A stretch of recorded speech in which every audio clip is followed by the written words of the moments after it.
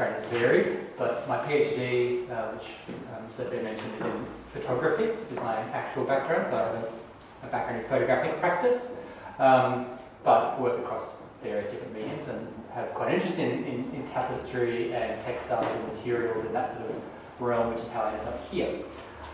So I have an interest in representing issues around queerness and queer histories and hidden histories more generally, which is what the kind of core focus of my project here has been around.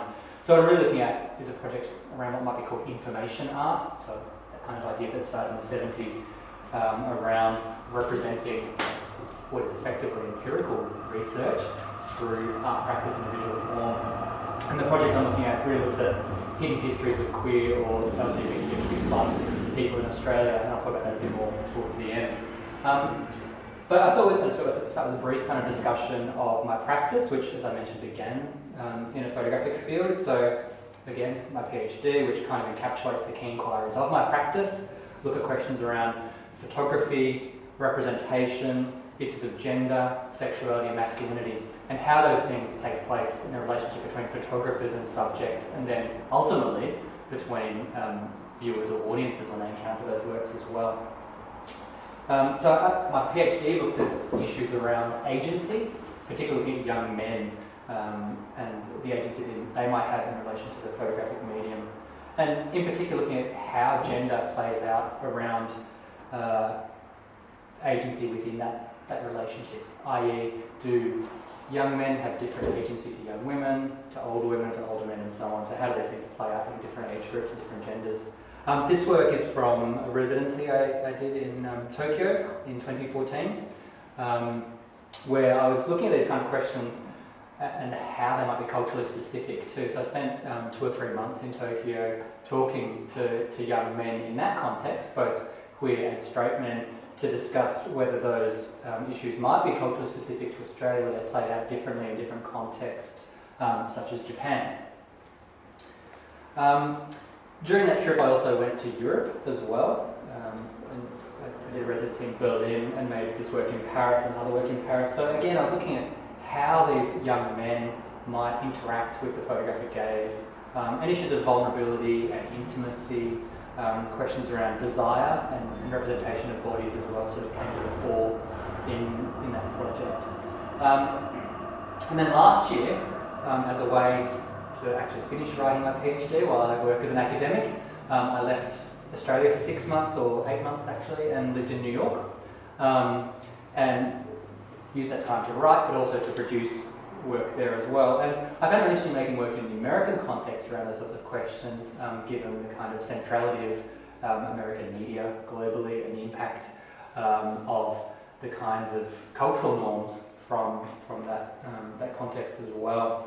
And again, you could probably argue that America is the epicenter of media representations, that their impact has been felt around the globe. And so again, produced works in that context, looking at how young American men engage with their own issues of masculinity, expectations around gender performance and so on. So that's kind of the photographic background, and those works are the last couple of years. I could show you works over the last sort of 10 years working in that field. But more recently, in the last sort of decade, I've started to look at other ways in which representation has played out through other media as well. So I've been interested in ideas around concealment and revelation, and how photography shows particular things but also hides others. So photographs are composed. We decide what's in the frame, what's out of the frame, and they ultimately select moments that we choose, and we decide on that slice of time and space we're going to capture in a photograph. And so they're telling particular stories, things are left out and included. And so I produced this body of work in 2011 with the photorealist painter Chris Bond, where I invited Chris to paint onto the surface of my photographs. So it doesn't really represent as well, it's not the original, but ultimately this is the same photograph with Chris having painted very painstakingly using oil paint the section, and only the section, where the subject was standing. So we end up with this return to landscape, this idea of the revealed being hidden again and so on. So as I said, it's a copy of this exact same photograph, where Chris has just painted where the subject is. Now up close you can see those details, you can see the texture of the paint and different reflective surfaces and so on. So Ultimate is kind of like an analogue version of Photoshop, but one that plays with ideas around representation, concealment, and in particular in the Australian context, landscape. And here's those works on display. So you can see the original displayed alongside a smaller version of the same print with the painting over it, alongside each other. Again, those questions around concealment and revelation. Why did you show the one smaller than the other? That was largely due to technical limitations around painting at the end of the day. So Chris found that was the scale at which he could most accurately replicate the landscape behind it. That's a good question. Again, this interest in concealment and ambiguity and revelation also played out in a slightly more recent series called Androgyne, where in the studio I invited a series of people from my own friendship circle, so my own friends and colleagues, who I saw as having some androgynous traits, but not necessarily ones who actively would engage in performance of androgyny through their ordinary gender presentation and so on. And I asked them to sit for portraits. So again, in their day-to-day lives, these people wouldn't probably have considered themselves androgynous. They would wear clothes and other signifiers of gender that meant that it wasn't ambiguous in their presentation. But in this series, by taking away clothing, by using really simple, even makeup across all subjects, those identified as male, those identified as female, there became this moment of ambiguity, an androgyny which has been called by the theorist Judith Butler this idea of gender trouble, where you look at someone and you can't identify gender. So again, in my PhD, I picked up on those sorts of questions around gender trouble and representation, and anxieties around how we see bodies and identify them. And what was interesting to me in this particular exhibition was how different gallery visitors responded to the works. Many of them, I was surprised, felt a need to assign gender. So some people would come up to me and say, "Oh, I'm guessing it's female, male, male, female, female." I said, "You're kind of missing the point. I'm glad you're engaged." But they wanted to eradicate that ambiguity. Their interest was really in having some concrete sense of their identification of gender. They felt a need to be able to anchor things around their own understandings. And again, that was precisely the idea of the work, to engage with this question of ambiguity and see if it responded.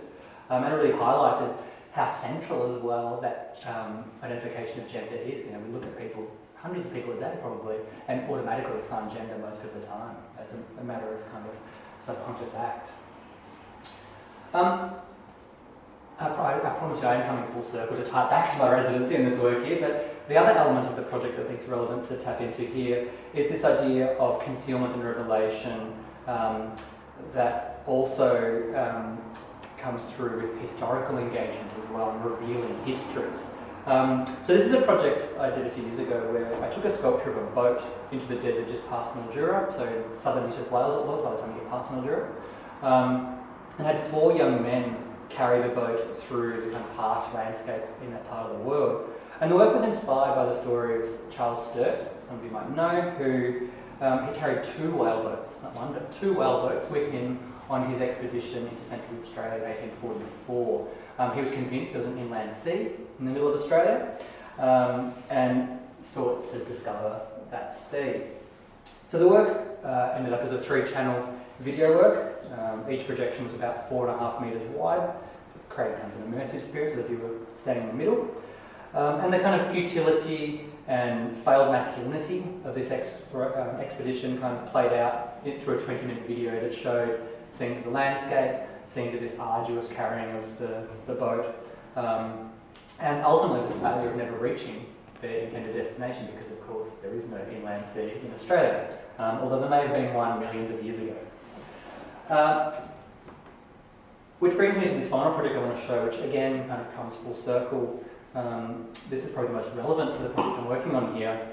This is a series of billboards which were produced across Sydney in 2012 as part of Safari, which is the fringe exhibition alongside the Sydney Biennale.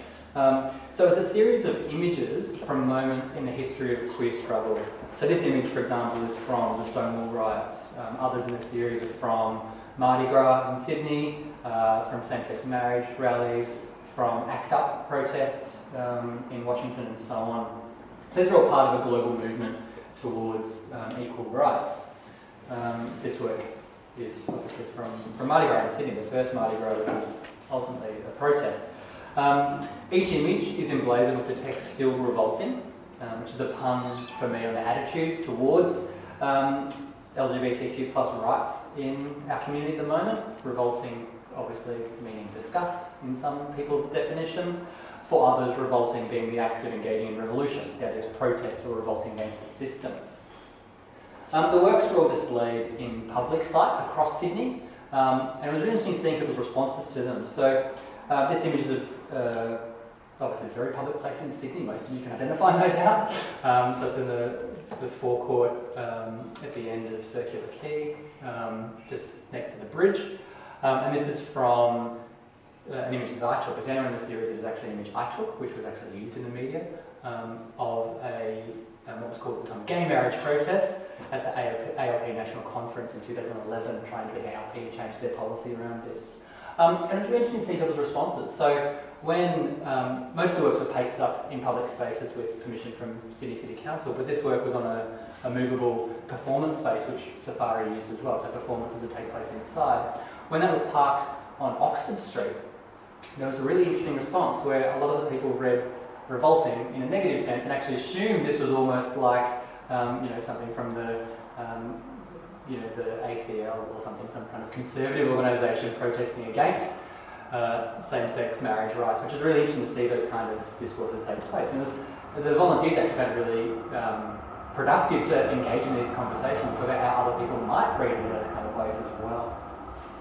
So to bring it full circle, so what I'm doing in my project here is really revisiting and interrogating histories in the local Australian context around queer histories.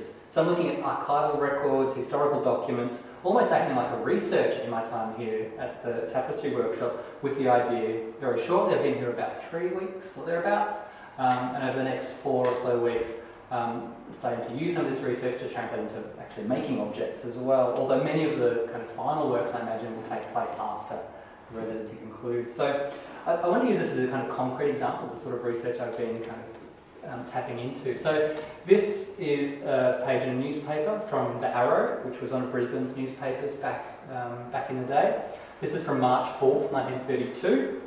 And you can see this is page 2 of that newspaper with a subheading that describes weddings, in inverted commas, between men, followed by ceremonies that shocked the world. So this offers some historical context in the way for the current debates we're having around same-sex marriage, and looks at some of these histories around how this might have played out in other times across Australia, looking at 85 years ago there was debate around same-sex marriage. Very, very different context, very different outcomes, but I'm trying to look at some of these histories, seeing how they can be recontextualised, re-engaged with and revealed in the contemporary moment, using different media as well. So I'm interested in how print, how tapestry, how fabric, and so on can translate these kinds of materials I'm finding in a way that conveys these narratives and stories and reveals these histories within what is a visual art kind of context.